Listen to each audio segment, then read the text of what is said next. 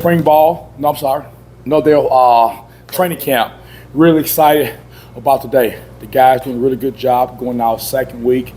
First of all, I want to just say good luck to two of our guys, Storm Duck and Jarvis Brown. They got preseason games tomorrow, so really excited about those guys. But the guys working hard. It's competitive fall camp. It's hot. Good spirited practice. That's the way fall camp should look. So with that being said, I'll pause for questions. Steve, it seems like the competition is increased in the secondary. Can you just kind of talk about what it's like to actually, last year you had some guys that you had to kind of keep out there, and now it looks like you can rotate. Yeah, it's always good when you have iron sharpens iron. And that's what we talk about with our guys. It doesn't matter who's out there, the job got to get done. And those guys have done an unbelievable job this summer of training, getting their bodies in the condition. Because this time during training camp now, your condition is pulling the president. Like right now, you have to be conditioned. You got to be able to play. And we having hot, drawn-out practices. The offense giving us a lot of questions. We got to have answers, so it's been good. So a lot of guys get a chance to get reps. They get a chance to get better. I think the competition has really been good for us.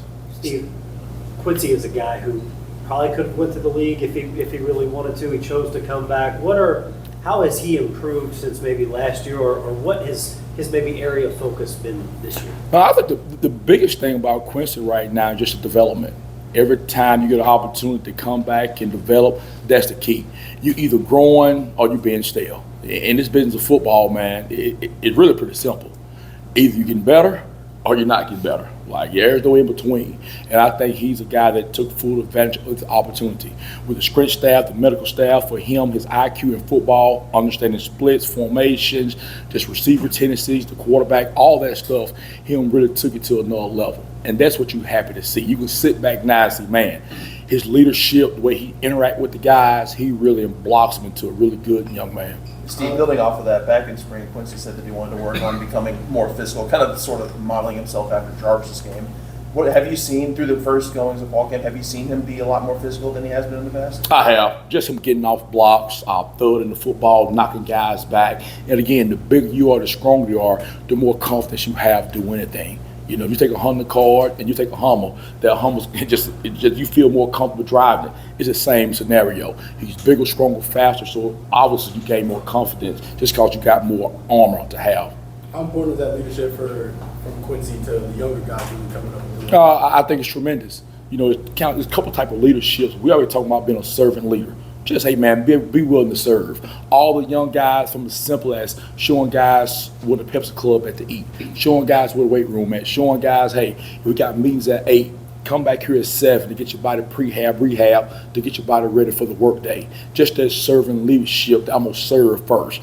That's the most important leadership that we want to do. How can we serve the room? Steve, how have you and Quincy's relationship, how has that grown over the past year? He was very complimentary of you and referenced you as a big reason he wanted to come back was to get coached from back. That's a good question. I think when you first start coaching, when you're in your 20s to 35 years old, it's all about, how can I get to Power 5? How many guys can I put in a nice football league?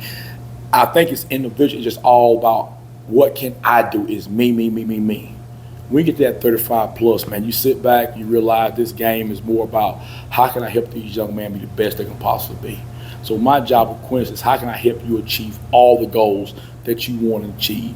The graduation, the masters, to being the best football player you can possibly be. How can you be the best son? So I think when you get to that 35 plus age, your deal is say, how can I help this young man be the best he can possibly be in all areas of his game?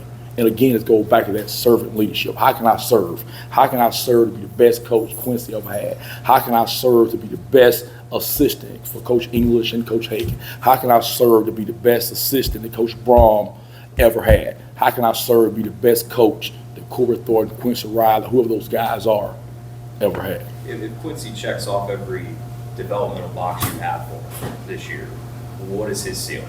All-American, where do you see it? I think it's a book that's unwritten, but I'm ready to read it. I think it's going to be a good deal because he check off all the boxes. He's a good dude, no character guy, great. Just a great young man, and he's a great teammate. That's the biggest thing. And now I think he get a chance to sit back and actually see Jarvis, especially now this time in social media.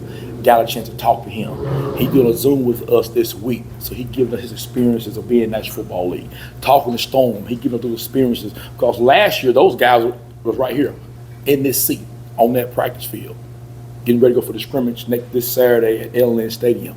So it's a story untold, but I'm very happy to read it once it's told. Steve, what opposite of Quincy, what's the competition like? And I know you mentioned Corey, and he looked like he's really kind of turned the corner since spring as well. No, man, all those guys, man. I think Coach Trent, Pete, and Coach Hove did an unbelievable job of bringing in those guys. Corey's been unbelievable. Just the work ethic. He's from a really good high school, from a legendary coach.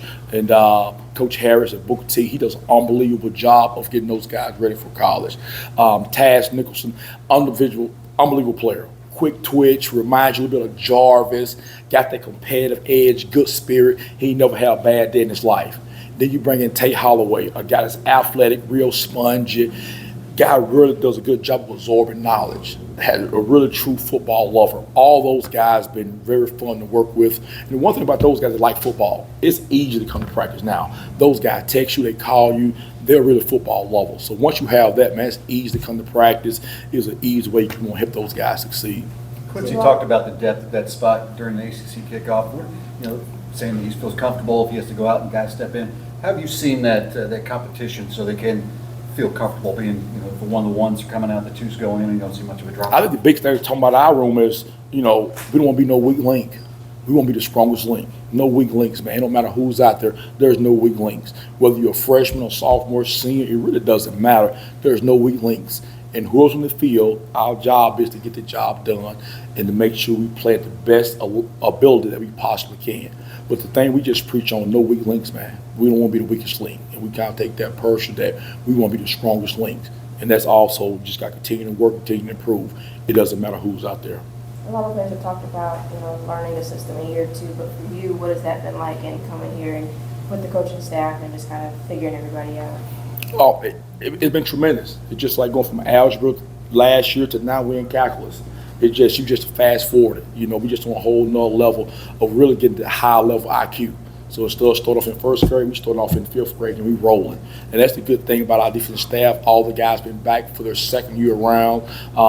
We got a heavy install. The players did an unbelievable job of asking us questions, taking tests, texting us, doing a good job of just trying to improve their IQ. And as far as coaches, we have a chance now to get a second year system. I'm so much more ahead. I can get to a higher level of learning and still going from point A to point B. Now we on H and J. We rolling. It's still an install. And those guys will take heed of it. Steve, you put a couple guys in the NFL in the past, not even necessarily from Louisville. When you see pro prospects like that, is that something you noticed early in a guy just from a sheer talent level, or do they grow into, okay, that guy? No, it don't take long. When you walk out there, you shouldn't have to know who the number is. If he don't say, okay, there he is, something wrong. I got a 9-year-old girl. She knows just a little about football. But if she come to practice, she'll know that's an elite guy. So if you're a real dude, be a real dude. Like, it ain't rocket science. Because only so limited guys play pro ball. Jarvis, real dude. It don't take long. About 2 or 3 practice with the Titans, the DB coach, some of their coach calls it, he a real dude. It don't take long. Tonight, I think the Panthers play tonight. You get a chance to see Plum play quarterback. Hopefully, when the game come on tomorrow, those guys say, man, Plum a real dude. But it don't take long. It don't take long. Ray Charles should be able to see it. Like, if you're a real one, Ray Charles should be able to see it. You guys were impressed with Aaron Williams and how he looked in his first healthy spring ball earlier this year. How has he looked at the early goings of fall camp? I think Sean Love and Reno did an unbelievable job with him. I had an ACL. Aaron had too. But you never saw him not smiling. That's when you knew he had that spirit in him that it can't be beaten. If you watch it now, you would never know he was injured. So it's sky's the limit for him. He's tough. He's going to be a freshman. He competes. He has a competitive appetite. He wants to challenge anybody. And he's going to be a young man that's really going to leave his mark on the University of Louisville. Y'all good? Think about